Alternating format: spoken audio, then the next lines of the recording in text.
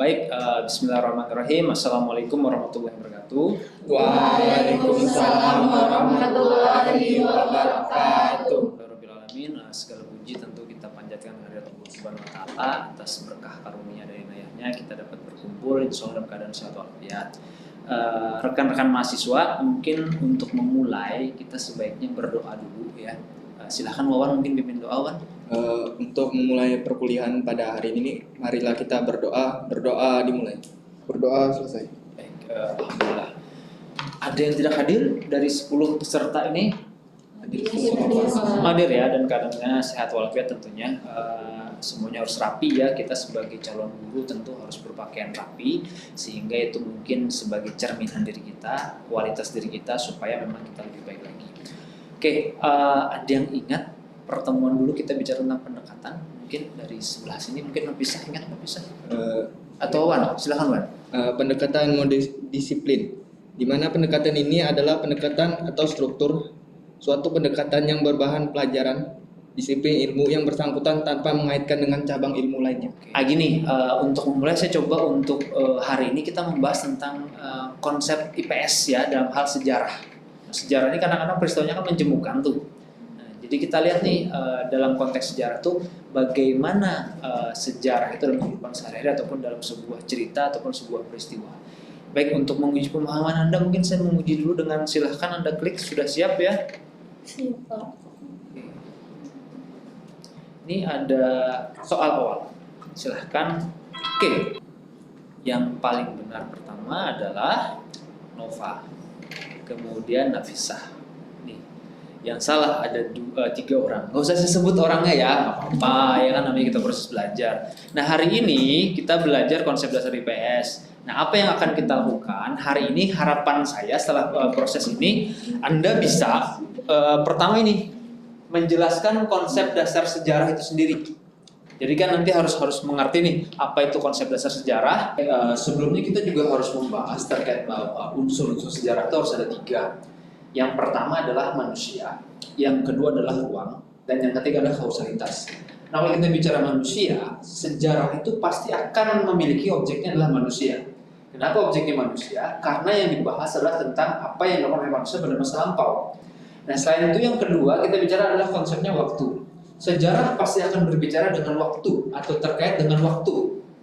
Kenapa terkait dengan waktu? Karena sejarah ini akan ada datanya. Misalnya Nabi Muhammad lahir pada tahun gajah. Tahun gajah adalah penyebutan oleh bangsa Arab ketika pasukan Abraha menyerang dari Yaman menyerang ke Mekah. Nah, kemudian ditahunkan menjadi apa? Menjadi 571 Miladiah atau Masehi, 571 tahun setelah Nabi Isa lahir. Itu sebagai kesepakatannya. Nah kalau kita lihat seperti ini bahwa waktu itu menjadi sangat penting karena dia menunjukkan kekhasannya. Misal ketika perang Banjar itu kan asal muasal pula masuknya Islam diawali dengan apa? Dengan adanya Pangeran Samudra yang meminta bantuan kepada Hatib Dayan dalam hal ini adalah sejarah itu apa? Ham, kira-kira Ham, sejarah itu apa? Masa lalu, kenangan. Oke. Wan, sejarah apa Wan? Sejarah adalah suatu peristiwa yang terjadi di masa lampau. Oke, ini kalau kita bicara asal usul kata dulu, sejarah itu kan berasal dari bahasa Arab. Itu syajaratun yang berarti pohon. Kenapa dikatakan pohon? Karena ada di definisi pertama, dia seperti sebuah silsilah. Ingatkan kalau kita bicara kerajaan kerajaan Kutai itu.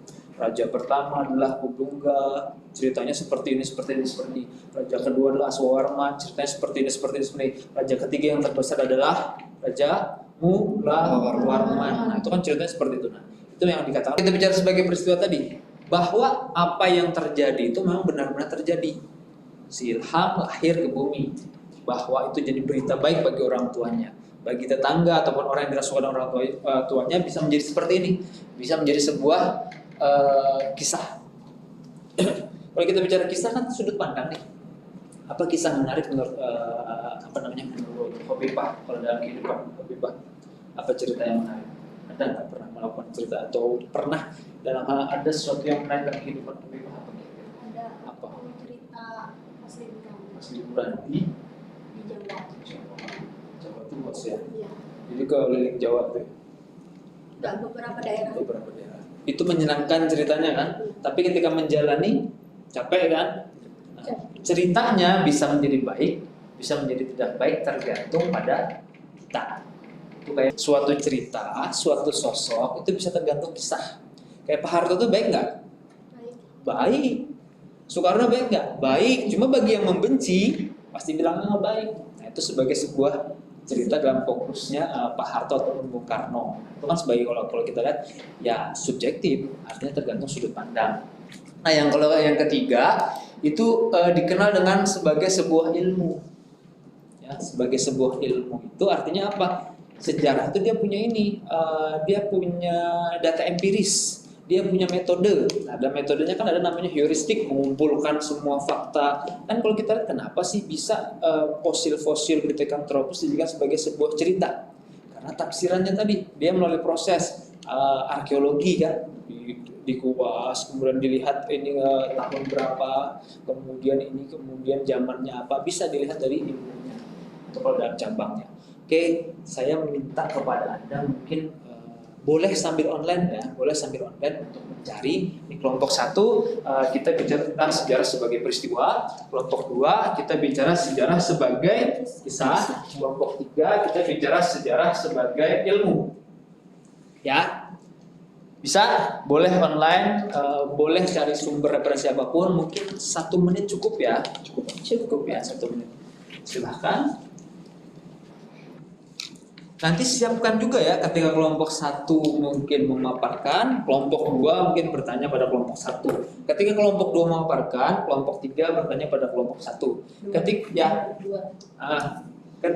kelompok 3 yang memaparkan, nanti kelompok 1 yang bertanya. Pokoknya balik gitu terus. 1 yang nanya 2 yang nanya 3 yang nanya 1. Supaya semuanya akan dapat pertanyaan. Jadi nggak usah semua bertanya karena waktu kita terbatas ya. Selesai? Oke. Saya minta perwakilan kelompok 1 ya, sejarah sebagai peristiwa untuk memaparkan apa yang sudah didapatkan. Silahkan, bisa. Bismillahirrahmanirrahim. Assalamualaikum warahmatullahi wabarakatuh. Waalaikumsalam warahmatullahi wabarakatuh. Sebelumnya kami dari kelompok 1, di mana di sini kami akan membahas tentang sejarah sebagai peristiwa. Sebelumnya perkenalkan, saya Nur Nafisah dan kedua teman saya Wawan Kurniawan Purnomo Aji dan Sardina Lorenja. Seperti yang kita ketahui, sejarah sebagai peristiwa. Nah, sejarah itu merupakan peristiwa yang terjadi pada masa lampau. Sehingga sejarah sebagai peristiwa yaitu peristiwa yang sebenarnya telah terjadi atau berlangsung pada waktu lampau. Nah, tidak semua peristiwa dapat dikatakan sebagai sejarah. Agar sebuah peristiwa dapat dikatakan sebagai sejarah, maka kita harus memenuhi ciri-ciri sebagai berikut. Yang pertama, kita mengetahui peristiwa tersebut berhubungan dengan kehidupan manusia, baik sebagai individu maupun kelompok. Nah, sedangkan yang kedua, kita memperhatikan dimensi ruang dan waktu, kapan dan di mana. Terus adanya hubungan sebab akibat dari peristiwa tersebut.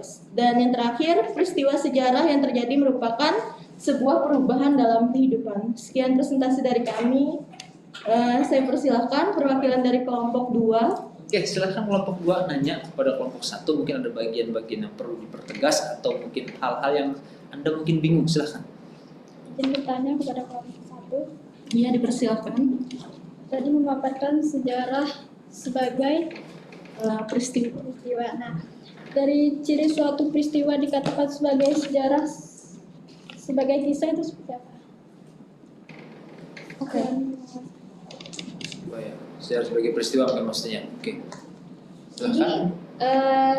ciri utama dari sejarah sebagai peristiwa yang pertama itu abadi, karena peristiwa tersebut tidak berubah-ubah. Oleh karena itu maka peristiwa tersebut akan tetap dikenang sepanjang masa. Terus yang kedua, dia itu unik karena peristiwa itu hanya terjadi 1 kali. Peristiwa tersebut tidak dapat diulang, jika ingin diulang tidak akan sama persis. Yang ketiga, penting karena peristiwa yang terjadi tersebut mempunyai arti bagi seseorang, bahkan dapat pula menentukan kehidupan banyak orang. Oke, berarti peristiwanya sekali aja ya, proklamasi 17 Agustus sekali aja, nggak akan berulang-ulang lagi. Makanya itu dikatakan sebagai sebuah sejarah, sebagai peristiwa. Oke, makasih, kita beri tepuk tangan untuk kelompok 1.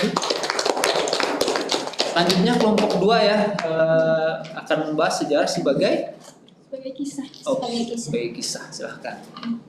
Assalamualaikum warahmatullahi wabarakatuh. Waalaikumsalam warahmatullahi wabarakatuh. Perkenalkan, kami dari kelompok 2. Anggota saya yang pertama itu Nova, Sritanti, dan Ilham Panjakbar. Kami menjelaskan tentang sejarah sebagai kisah. Sejarah sebagai kisah merupakan rekonstruksi dari suatu peristiwa yang dituliskan maupun diceritakan oleh seseorang. Sejarah sebagai sebuah kisah dapat berbentuk lisan maupun tulisan. Nah, bentuk lisan contohnya seperti penuturan secara lisan, baik yang dilakukan oleh seorang maupun kelompok tentang peristiwa yang telah terjadi. Dalam bentuk tulisan dapat berupa kisah yang ditulis dalam buku sejarah. Sejarah sebagai kisah dapat diulang, ditulis oleh siapapun dan kapan saja.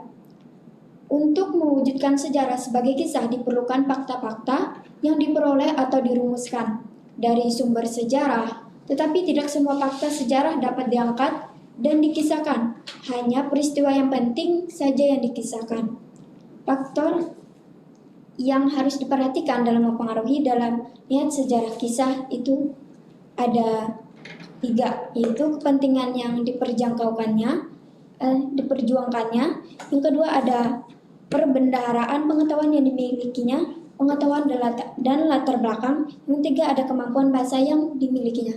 Sekian presentasi dari kami. Baik, terima kasih. Nanti Nova dan Ilham, silahkan kalau ada sesuatu hal yang harus ditanya. Izin bertanya untuk kelompok 2.